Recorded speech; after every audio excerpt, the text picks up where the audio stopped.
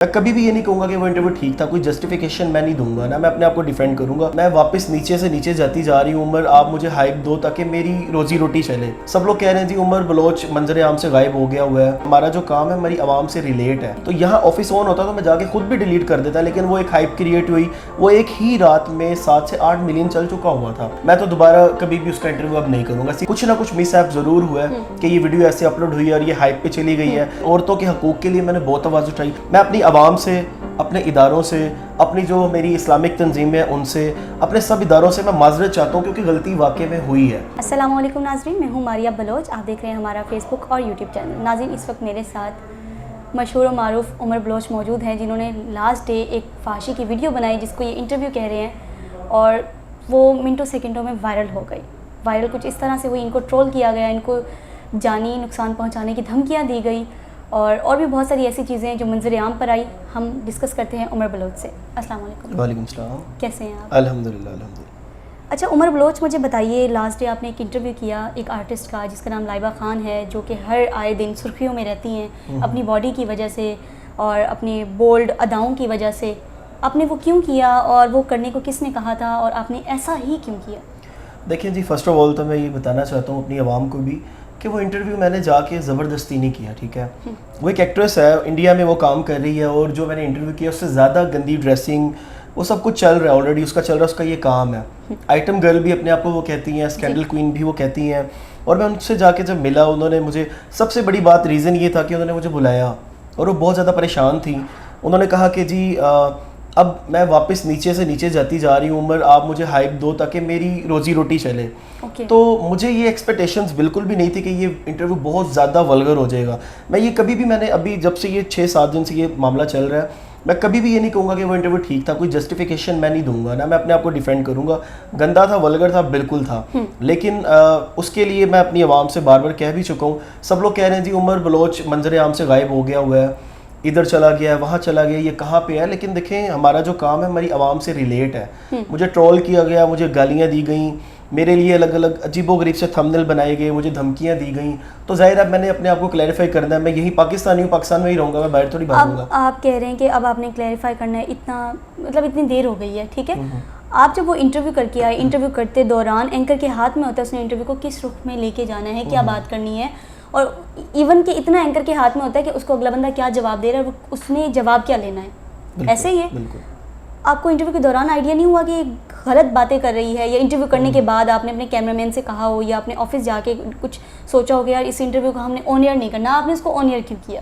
اچھا جی, وہ بھی میں آپ کو کلیئر کرتا ہوں, بالکل کلیئر کرتا ہوں. جو یہ معاملہ ہوا تھا ہفتے والے دن یہ انٹرویو اپلوڈ ہوا ہے, ٹھیک ہے. اب کیونکہ ویکینڈ تھا, آگے سنڈے کو آپ کو پتا ہے کہ آفیشیل لیو ہوتی ہے, چھٹی ہوتی ہے, اور ویکینڈ پہ جب آفس ہمارا کلوز ہوتا ہے تو سنڈے والے دن کوئی اویلیبل نہیں ہوتا, اور نہ کوئی آ سکتا ہے کیونکہ ایک چھٹی ہوتی ہے. تب کوئی بھی آفس میں موجود بھی نہیں تھا کہ میں جا کے انٹرویو ڈل کرواتا, کیونکہ آفس میں ہمارے یہاں پہ سارا نظام تو آفس میں ہے. تو یہاں آفس آن ہوتا تو میں جا کے خود بھی ڈیلیٹ کر دیتا, لیکن وہ ایک ہائپ کریٹ ہوئی. وہ ایک ہی رات میں 7 سے 8 ملین چل چکا ہوا تھا. جب میں سو کے اٹھا تو صبح دنیا بدلی ہوئی تھی کہ یار یہ کیا ہوا. مجھے فیملی کی کالز اور مجھے لوگوں کی مطلب سوشل میڈیا ڈفرینٹ چینلز والوں کی, جی یہ تم نے کیا کر دیا, ابیوزنگ, گالیاں, انٹرویو دو ہمارے ہیں, یہ وہ. تو میں بڑا حیران ہوا دیکھ کے. اب وہ عورت سکون میں ہے جس کا آپ انٹرویو کر کے, اب وہ وائرل ہو گئی ہے, اب اس کی انکم آ رہی ہے, جو آپ کہہ رہے تھے روزی روٹی کے چکروں میں.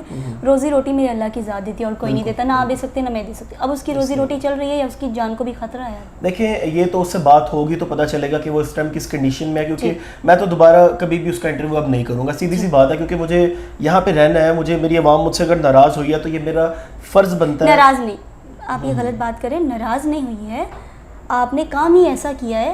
ان کی ناراضگی, ان کا غصہ جائز ہے, کیونکہ آج کل ہمارا جو موبائل ہے, ہماری جو ایپس ہیں, یوٹیوب, یہ بچے زیادہ دیکھتے ہیں ہم لوگوں سے بڑھ کر. تو بچے اگر یہ چیزیں دیکھیں گے تو وہ کیا سیکھیں گے؟ ہمارے ملک پاکستان میں اگر ایسی واقعات ہو رہے ہیں, ہم ایسا کریں گے تو ہمارے چھوٹے ہم سے کیا سیکھیں گے؟ یہ چیز اوورآل غلط ہوئی ہے. میں کبھی بھی اس کو, میں آپ کو پہلے بھی کہوں گا, اس کی کوئی جسٹیفیکیشن ہے ہی نہیں. اگر میں بیٹھ کے کہوں نا جی میں نے ٹھیک کیا, جی آپ پہلے گند کو, جو گند ہو رہا ہے. میری ایک سوشل میڈیا پہ ایک ڈفرینٹ قسم کی اللہ پاک نے مجھے عزت دی ہوئی ہے کہ لوگ میری عزت کرتے ہیں. ابھی تک جتنے لوگوں نے مجھے ٹرول کیا, بہت بڑے بڑے نام ہیں, ان کا نام نہیں لوں گا, لیکن بہت بڑے بڑے نام جن کو دنیا مانتی ہے انہوں نے مجھے ڈیفینڈ بھی کیا ہے. انہوں نے کہا کہ ہم اس کی گواہی دیتے ہیں کہ عمر بلوچ ایسا بالکل بھی نہیں ہے, کچھ نہ کچھ مس ایپ ضرور ہوا ہے کہ یہ ویڈیو ایسے اپلوڈ ہوئی ہے اور یہ ہائپ پہ چلی گئی ہے اور یہ گندا. پہلا دیکھیں میری زندگی میں پہلی اور آخری شاید یہ غلطی ہو, میرے کبھی کتنے ہاں ضرور میں نے اس طرح کے انٹرویوز کیے ضرور ہوئے ہیں, لیکن کبھی میں نے کوئی ولگیرٹی نہیں پھیلائی. میں نے فحاشی کو آلویز روکا ہے, مجھ پہ حملے ہوئے ہیں, میرے سر پھٹے ہیں, ابھی بھی یہاں پہ نشان ہوگا, مجھ پہ بڑے غلط قسم کے حملے ہوئے ہیں, مجھے برکت مارکیٹ سے مجھے کڈنیپ بھی کر لیا گیا تھا. آپ کہہ رہے ہیں کہ آپ کو آپ فحاشی کو روکتے ہیں, کیا آپ نے ٹھیکہ لیا ہوا ہے کہ آپ ہی فحاشی کو روک سکتے ہیں, باقی کوئی نہیں فحاشی کو روکنے والا, باقی کوئی نہیں غلط کاموں کو روکنے والا, آپ ہی کیوں؟ دیکھیں میں نے جب اس سوشل میڈیا پہ قدم رکھا تھا تو جب میں نے باہر سڑکوں پہ دیکھا نا, میں نے کہا یہ ہماری جوان نسل تباہ و برباد ہو رہی ہے. اب یہ جو مجھ سے غلطی ہوئی ہے میں سے ہٹ کے آپ کو بات بتا رہا ہوں, جو مجھ سے غلطی ہوئی وہ تو ہو گئی. میں نے جب جا کے سڑکوں پہ دیکھا کہ لڑکیاں خواجہ سرا شیمیلز کھڑی ہوئی ہیں اور اپنا جسم بیچ رہی ہیں 2-2 ہزار روپے کے لیے, لڑکوں کو لوٹ رہی ہیں, تو پھر میں نے سوچا کہ یار ان کو میں ایکسپوز کروں گا. میں نے کیا, اس کے بدلے میں برکت مارکیٹ میں کڈنیپ بھی ہوا. ٹھیک ہے, 2 دن مجھے اپنے پاس رکھا گیا, مجھ پہ حملے ہوئے, مجھ پہ پتھروں سے جو ہے وہ بارش کی گئی, مجھے جان سے مارنے کی دھمکیاں, لیکن میں اپنے عزم سے پیچھے نہیں ہٹا. لیکن جو لاسٹ ٹائم مجھ پہ اٹیک ہوا اور مجھے کڈنیپ کر لیا گیا, اس کے بعد میں نے کہا میں یہاں پہ دوبارہ نہیں آؤں گا. مسجد کے امام نے مجھے رو کے کہا کہ بیٹا تم یہاں پہ نہ ہو, تم اپنی جان گنوا دو گے. تو میں نے کہا ٹھیک ہے, میں نے واقعی میں نے ٹھیکہ نہیں لیا ہوا. اگر پولیس کے پاس جاتا ہوں میرا ساتھ نہیں دیتی, وہ کہتے ہیں آپ پروگرام کرو, جو بھی آپ نے کرنا کرو, میں اپنی جان کیوں ختم, میں بھی بیوی بچوں والا ہوں, تو میں نے سوچا کہ بھائی نہیں کروں گا. یہ بھی صاحب مجھ سے ضرور ہوا جس کی میں لاسٹ کوسچن پلیز.